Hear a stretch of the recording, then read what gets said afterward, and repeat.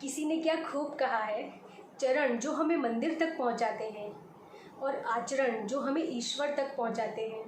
Hey guys, this is Devika with a wonderful thought and a beautiful message. कैसे हैं आप?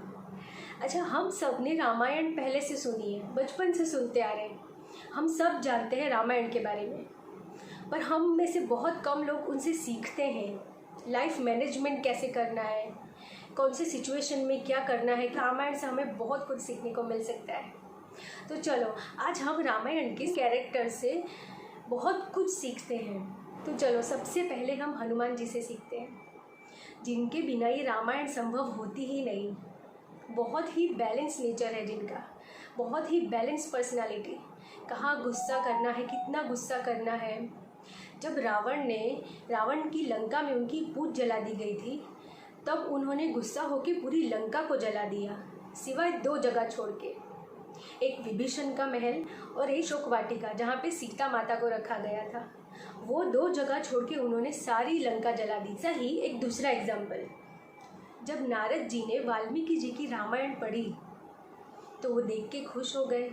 वाल्मीकि जी ने भी बोला कि कैसी है मेरी रामायण। नारद जी ने कहा बहुत अच्छी लिखी है, पर इससे सुंदर लिखी है हनुमान जी ने।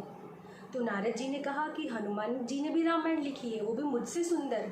तब नारद जी ने कहा हाँ, तुमसे अच्छी लिखी है। तब वाल्मीकि जी हनुमान जी के पास गए और हनुमान जी ने अपनी रामायण दिखाई, जो केले के पत्तों पे लिखी हुई थी। इतना ब्यूटीफुली डिस्क्राइब किया है, उसमें हर प्रसंग उन्होंने अच्छे से डिस्क्राइब किया है। व्याकरण उनका इतना सुंदर चयन किया गया है रामायण का कि वाल्मीकि जी को उनकी रामायण पढ़ के आँख में आंसू आ गए। उन्होंने कहा, तुमने तो मुझसे भी बहुत अच्छी रामायण लिखी है, अब मेरी रामायण कौन पढ़ेगा। तब हनुमान जी ने तुरंत ही वो केले के पत्ते लिए जिनमें रामायण लिखी थी, वो सब फाड़ दिए उन्होंने। तब वाल्मीकि जी ने कहा, तुमने ऐसा क्यों किया। तब हनुमान जी ने कहा, मैंने लिखी रामायण वो मेरे प्रभु की भक्ति वश में लिखी है, अपने प्रभु की भक्ति के लिए लिखी है। तुमने रामायण लिखी है, लोग दुनिया में तुम्हें जाने कि हाँ, वाल्मीकि जी ने रामायण लिखी, इसलिए तुमने लिखी है। तो ये थे हनुमान जी, जिन्होंने हर काम निस्वार्थ भाव और सच्ची लगन से किया। तो चलो, अब हम बात करते हैं भरत के बारे में, जिनसे राम को सबसे ज़्यादा प्यार था, सबसे प्रिय भाई थे। जो जब राम जी को वनवास भेजा गया तब वो अपने ननिहाल में थे। जब भरत जी को पता चला तब वो अपने भाई के पास गए और उनसे कहा वापस लौटने के लिए। तब राम जी ने कहा, नहीं, अब तुम्हें राज करना है, तुम्हें प्रजा संभालनी है। तब उन्होंने अपने भाई से कहा, नहीं, वो मेरा अधिकार नहीं है, वो आपका अधिकार है, आप ही वहाँ के राजा हो, मैं नहीं हूँ।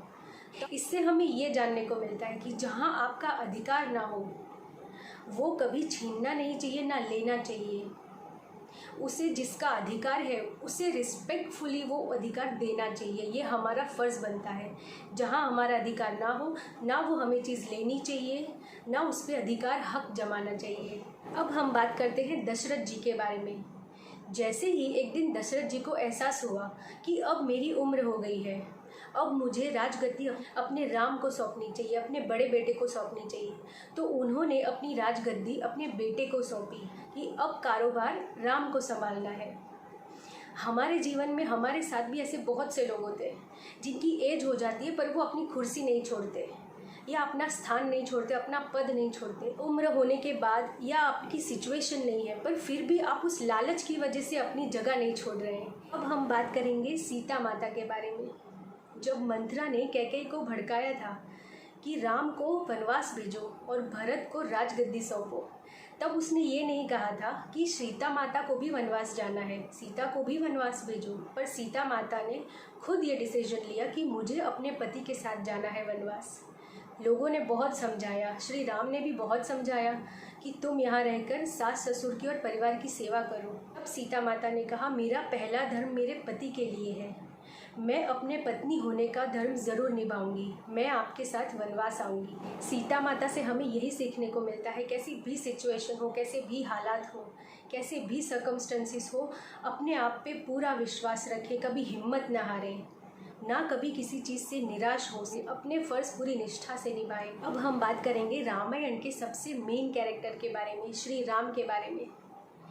जब दशरथ जी ने राम जी से कहा कि तुम्हें वनवास जाना है 14 वर्ष के लिए, तब राम जी ने कहा हाँ ठीक है, मैं जाऊंगा, आपकी आज्ञा का ज़रूर पालन करूंगा। बिना कोई सवाल किए वो वहाँ से चले गए। ना उन्होंने कोई राजगद्दी का मोह रखा, ना प्रजा पे राज करने का कोई मोह। बिना कोई लालच के वो सिर्फ अपने पिता की आज्ञा का पालन करने के लिए, अपने पिता के वचन का मान रखने के लिए वो वनवास चले गए। जहाँ हम बहुत ऐसे सोचते हैं या बहुत से लोग ऐसे सोचते हैं, ये जगह, ये पोजीशन, ये चीज़, ये मैं नहीं छोड़ूंगा, ये मेरी है, वहाँ वही उन्होंने पूरा राजपाट छोड़ के चले गए। हम बात करेंगे रामायण के विलन के बारे में, रावण, जो महाज्ञानी, सबसे बड़ा शिव भक्त जिसे कहते हैं। जब राम ने लक्ष्मण को रावण के पास भेजा उसके आखिरी समय में कि जाओ थोड़ा सा ज्ञान ले लो जाके रावण से, जो महाज्ञानी है, उसका आखिरी वक्त है, इसके बाद वो ज्ञान नहीं मिल पाएगा जो रावण के पास है। जब लक्ष्मण जी रावण के पास गए तब रावण ने लक्ष्मण से कहा कि शुभ काम जितना हो सके उतना जल्दी कर लेना चाहिए और अशुभ काम जितना हो सके उतना टालते रहना चाहिए। मैंने श्री राम को पहचानने में बहुत बड़ी गलती की, बहुत देर कर दी उन्हें पहचानने में, इसलिए उनके चरण तक नहीं पहुंच पाया और आज मेरे अहंकार की वजह से मेरी ये दशा हो गई। सो गाइज, ये थे रामायण के कुछ कैरेक्टर जो हमें बहुत कुछ सिखाते हैं जीवन में कि हमारी लाइफ का मैनेजमेंट कैसे करना है। अगर रामायण में से हम एक भी चीज़ हमारे जीवन में उतार लें तो प्रॉब्लम नाम की चीज़ हमारे पास आएगी ही नहीं, और अगर प्रॉब्लम्स आती भी है तो हमें उससे कैसे डील करना है, कैसे सामना करना है, इसका विश्वास ज़रूर हो जाएगा। कभी किसी चीज़ से निराश नहीं होंगे। So guys, see you in next video.